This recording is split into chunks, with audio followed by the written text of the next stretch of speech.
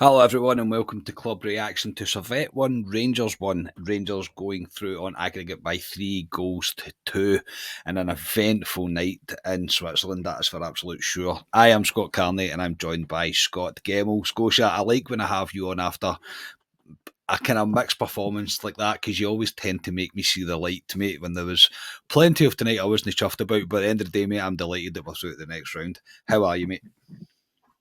Yeah, I don't know about that, Carney. I don't know about that. That was a bit of a struggle at periods tonight. But the main thing is we're through. It's £5 million in the bank. It's a very tasty tie next weekend, or next week, sorry, not weekend, next week against PSV, and the following week, obviously. Yeah, obviously it sets up the tie with PSV now. I think they won 3-1 tonight, which 7-2 on aggregate they went through. So it will be PSV next week, first leg at Ibrox on Tuesday. We are sure it's Tuesday. Anyway, that's what we're discussing just before I hit record there, so I'm sure it's Tuesday. But yeah, tonight, mate, my goodness. I mean, Rangers just age me, mate. They do. They just put years on my life that doesn't need to be there. It could have been a lot easier, but again, tonight was just very much just a game of two halves, really. And we'll get into our thoughts around about it. But yeah, they don't have to put you through it. Sometimes they really do. The starting 11 tonight was Butland, Tavernier, Goldson, Suter, Barisic, Jack, Raskin, Cifuentes, Cantwell, Sima, and Danilo, mate. So no Lammers, no Dessers. Cantwell moving a little bit further forward. On first viewing of the team, mate, I was pretty chuffed with the team. Yeah, no, I'm right there with you. Right there with you. I thought that gave you the kind of right balance of solidity and like the kind of middle of the park without losing anything attacking wise. Because I know we discussed, you'd asked the question about, do we maybe go like a 3-5-2 for a game like this over here? Whereas I think that, to me, when I seen that lineup, I was like, no, I'm quite happy with that. To me, that gives us the right kind of balance. Unfortunately, didn't unfold that way straight away, to say the least. But Yeah, I was happy when I seen that team. yeah, to say the least. Into the game itself, mate, I thought we started well for the first 4 or 5 minutes. I thought, okay, we're dominating the possession, and we looked the most dangerous team. And the game really just got turned on its head. I think, mate, or that half especially got turned on its head when Butland was called into action for the first time of the night, not the only time of the night, with a fantastic save. They played pretty decent football to break through. To be fair, they got through our back line far too easily. The boy was in between our two centre halves, mate, and he hit the shot and Butland got down well to save it. And at that point I went, well, you can see what they're trying to do, but this save from Butland, mate, it's pretty crucial now in hindsight. Yeah, I mean that was within inside what about 6-7 minutes that Butland made that save. We were speaking quickly before we started this. I would maybe give us a wee bit more time than I thought. Up until they scored, we were in the game, but they were countering us pretty well and they looked dangerous. But I think it was kind of evenly balanced at that point. It was afterwards that I felt we completely fell away from the pace of it. But that was the kind of first warning bell. When they broke forward, we were trying to play a wee bit too high. They broke forward, and Butland decent save, and very important save, because we always say about this about Rangers goalkeepers. They're going to have to make these types of saves sooner than expected, perhaps. Yeah, but as I say, it was one of the. I almost celebrated that save like we'd scored a goal, mate. I was like, that's a great save to keep us going and to keep us ahead in the tie. And yeah, you're probably right. A wee bit after that, we were probably still dominating, but it did go downhill pretty quickly, mate, and not helped by our wastefulness with the ball, especially in the first half. I thought we were poor decision making. I'm going to come on to individual players, mate. There's a couple in particular. But I've got them noted down. yeah, there's a couple in particular, yes. But we started with wasteful, and then they score. This one, mate, on initial viewing of it, I think people were going to blame Suter, and to an extent, he gets caught under the ball. He does. He misses the header, but it's the second phase of this, if you like, the second phase of our defending to win the second ball. It was pathetic. It really was. One rebounds off the back of Barisic. It then works its way out to their left hand side. Tavernier is in absolutely no man's land. He's just kind of left his man. He's not shuffled across. And in between Goldson and Tav, mate, he calls a beauty, and it is some finish. Generally, it is. It's an absolutely cracking finish. They keep in the world saving it. It's a really well taken goal. It's a well struck goal, but our defending, mate, it was the sign of things to come for the rest of that half in particular, because we just turned into a bomb scare at the back. And yeah, your thoughts on the goal, mate? But at that point, I went, we had been rattled a wee bit, I think, and we just didn't really ever seem to settle. Yeah, I mean, what I noted down for this one was typical Rangers. It's like one small wee defensive error with Suter getting caught underneath the ball, the unlucky ricochet off of Barisic, as you Yeah. mentioned, and then it breaking. Like, you're quite right that the strike that the boy makes, it's a great strike, but yeah, Tav and Goldson, I felt, were suspect for it. Tav probably more so, in fact, very much more so.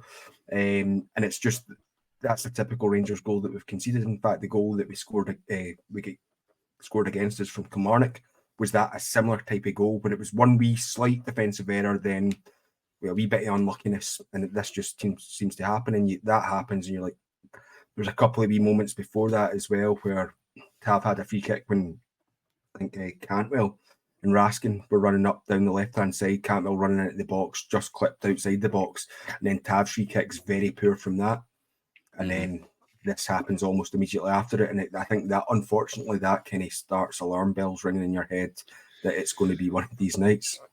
Yeah, it kind of felt like that, and I felt like they were playing really wide, Servette, and we seemed to be getting narrower. We didn't really seem to have any width, and they were finding a lot of space in the kind of the middle of the pitch out wide, and the players seemed to have an age on the ball at times, and I was like, we're not really changing it. Beale did change it, but it made absolutely no difference, in my opinion, the shape that he changed in the first half. It didn't work, and yeah, and we were really struggling to get a foothold into the game and to proper control the game, and I think we were just a wee bit put in the back foot by conceding the goal as well. It definitely didn't help matters. I will have to speak about it, mate. The best chance for us in that half was Danilo. Cifuentes puts in an absolute wonder cross, mate, across the front of into the box. Sima slides and doesn't quite get to it. It falls to Danilo. He's at the back post, mate. I think he's thinking he's already scored this before he actually has. I think he's not really put any thought behind it, and he misses a sitter, mate. I don't know how he manages to put this over the bar. I was out my seat. I thought we'd scored, and no, we didn't. There's no excuse for this one, mate. He has to score here. Yeah, I mean, you used, before we get to Danilo and missing it, you used the word cross there. I think this is just a really great pass by Cifuentes. It's like, yeah, directed right to him, you know. I thought it was absolutely fantastic. He kind of impressed in the first half for me. Sorry for getting a wee bit ahead, but yeah, Danilo needs to do much better. As soon as he missed it, I was like, we would see if that was Sakala had missed it. Imagine the conversation that we would be having amongst ourselves. It'd be unbelievable, mate. It would be. I mean, it does take a wee bit of a bounce, but still, I think he needs to be putting that in the back of the net. Really needs to be putting that in the back of the net. A £6 million striker, mate. I'm sorry, you don't miss them. It's as simple as that for me. You do not miss them. It was an absolute glaring sitter, mate. An absolute sitter. Yeah, and to be honest, I think for the rest of the match, I don't think he recovered. I really don't think he recovered from that. I think he got it inside his head.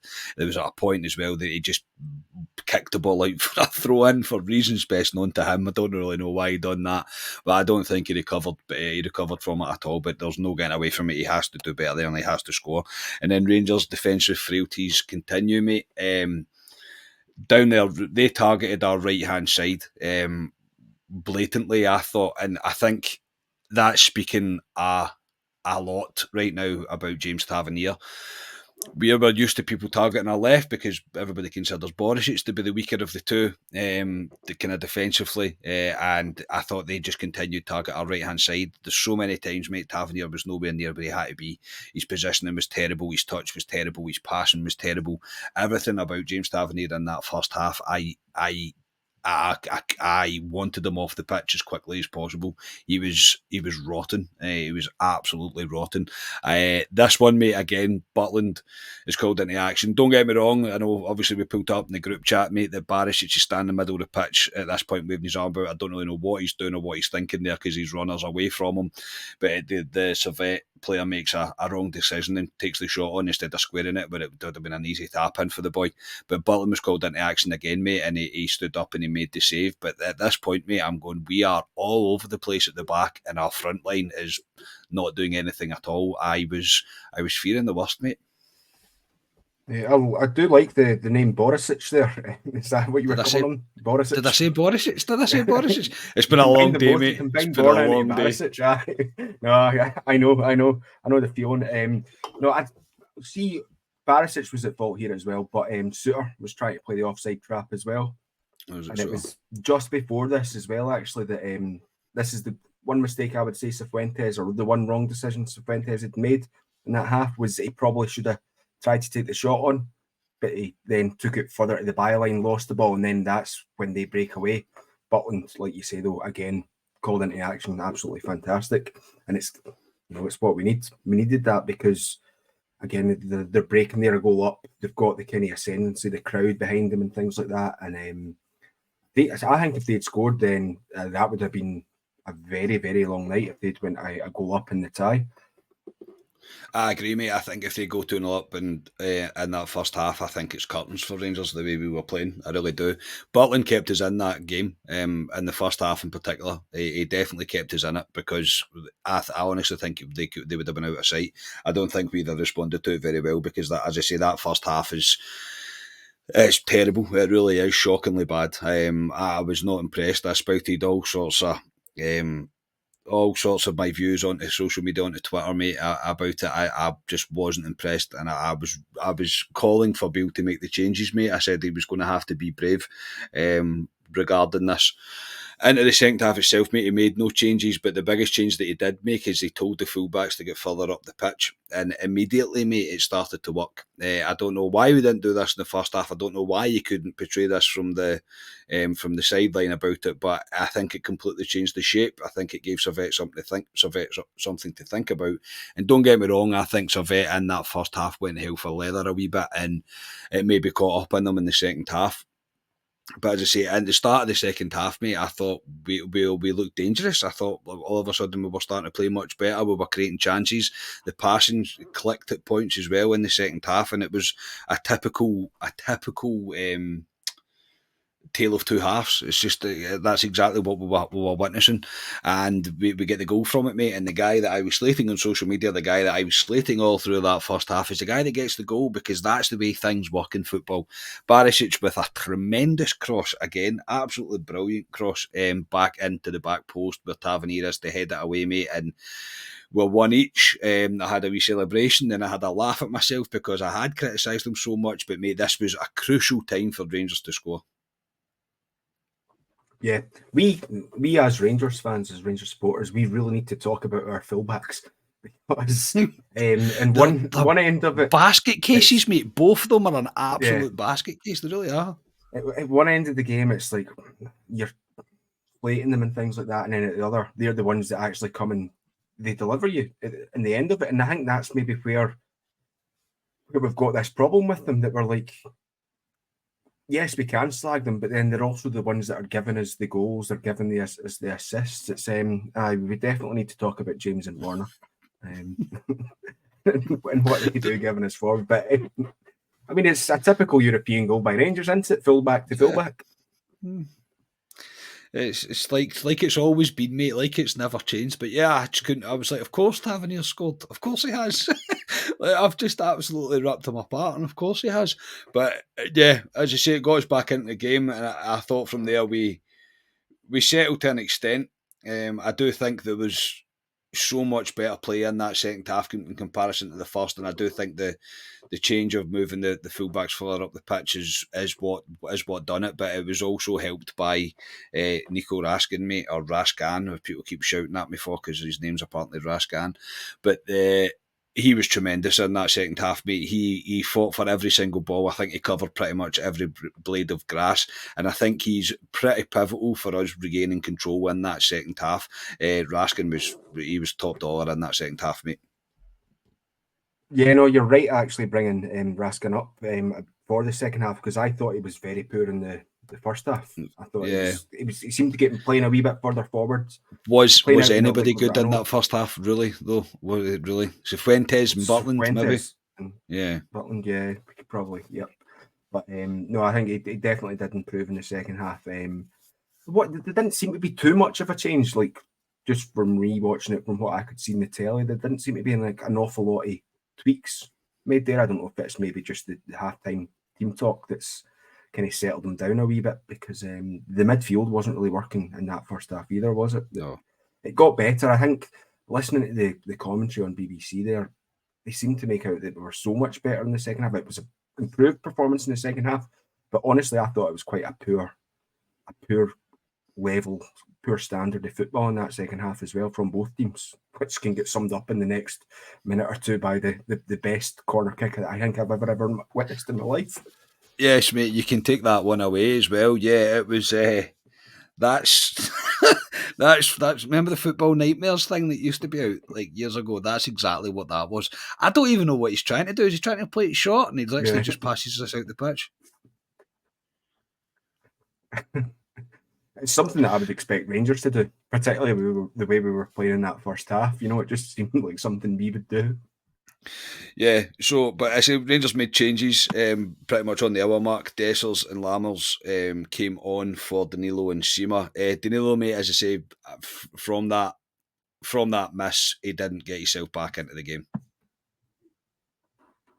No, he didn't. I think it was just before the half-time whistle. He kind of just ran the ball out, which I thought was pretty poor from him, you know. But again, I'll keep on saying this for the next few weeks, I'd imagine, up until the Old Firm game. That I think these new players need a wee bit of time, a wee bit of leeway in that regard, but I'd expect a wee bit better, like you say, from an expensive signing. Yeah, an expensive signing for us, yeah. I know £6 million in the world of football isn't a great deal, but to us it is. And yeah, you would expect more from a player of his calibre, really, in a fixture like this, or a second leg of a crucial European tie. I did expect more from him. Sima, huffed and puffed, mate. Again, not really a great deal to go on with him. I think I'm being nice about him, to be honest. Yeah, I mean, the front line didn't, to be fair, at the front line, they didn't really get the service because of how poor the defence and the midfield were playing in that first half. That you're putting it all on their shoulders to carry us through. And I don't think Sima's that type of player. I think Sima, for me, probably plays better when he is part of a more direct front three. I would have maybe expected to see like Sima and Lammers in behind the Danilo potentially starting, possibly. You know, I think that would maybe work better than Sima's game type of game that he plays. Wasn't great. Again, potentially just leaving question marks over there. I know Ali has spoken about him an awful lot recently, and I think it leaves the question marks hanging over there for the game against Ross County, which will be more of what we've witnessed, really, you would expect. Yeah, you would. You would. But the Dessers in is a shot. He's a header at first, but I think I'll give him the credit I'll give him the benefit of the doubt, even not the credit where it's due, benefit of the doubt that he is stretching for it, and it's quite a difficult one to get on target with his header. The one following this, mate, I did initially think that he'd missed a not a sitter, but a kind of clear-cut chance. But this one's actually, obviously, when we've seen the replay back, it's a great save from the keeper. So I need to give him the benefit of the doubt there and think if it wasn't saved, he probably scores. Yeah, I think so. The ball did come back to him very quickly from Cantwell when this goes through. It comes right back up at him, and it comes at him at a difficult sort of height. So I know Ryan had mentioned that, oh, you hit that with the outside of your boot, which, yeah, in the ideal world you would, but I think just the pace that it came at him, he makes the strike. The keeper, who I thought Mal over the course of the two games has kept the score down for Servette, because he's made a couple of decent saves throughout the course of both legs. Unlucky with this one, but I can get with where you were coming from within the moment, that it looks like he should do a wee bit better. Well, because you're full of emotion as well, and I'm like, if we get a goal now, the game's definitely over, kind of thing. Do you know what I mean? Yeah. Cervantes went down with a bit of cramp, and then went off, and we brought on Sterling to go kind of three at the back, which always fills me with confidence when you're holding on to a game. But I hate seeing it, but it was probably the right thing to do. Cifuentes, mate, the boys just continues to impress me. I think he looks great. I love his range of passing. I love his attitude. I love his work rate. Everything so far right now that we've seen from him, mate, he looks like a real signing for us. Yeah, like I said, when we were first linked with him, probably before the actual end of last season finished, that we were kind of getting linked with him. And I was looking forward to it. I did also quite enjoy, I'm sure I heard Rob McLean saying that his lack of game time might have led to that cramp, because, Cifuentes hasn't been playing since January, but, there we go. There we go. But no, he's looked really good. Cifuentes, from the kind of cameo we seen him in the first leg, the way he played at the weekend there, and then again tonight. I thought he was one of the only, along with Butland, standout players in the first half, and had a decent enough second half as well. He didn't fall away from it, I didn't think. No, neither. I thought he was. He thought he was more than decent enough. I say I'm excited to see more of him. I really am. That pretty much takes us up to full time, mate. Obviously, there's the 7 minutes of obligatory added on time when there's a situation like this, and you have to suffer a few hairy, scary moments in the with corners and crosses into the box and whatever else. But we do manage to see the game out, mate, and it finishes 1 each, and we're through 3-2 on aggregate, mate. As I say, look, I'm not going to sit here and pretend that everything is perfect, because it certainly is not, and we are going to need a much better 180 minutes out of these players to get anything against PSV, who look like they are flying and look like a very good team. But I believe that this Rangers team, or the Rangers team of recent anyway, seem to raise their game for the bigger occasions, I think, and the bigger teams that we play. So either way, we'll need to go in with an open mind as much as we can. And as I say, I'm just so glad tonight is over and I can take a breath and I can now go to my bed, mate, because that is absolutely knackering when you've got to sit through something like that.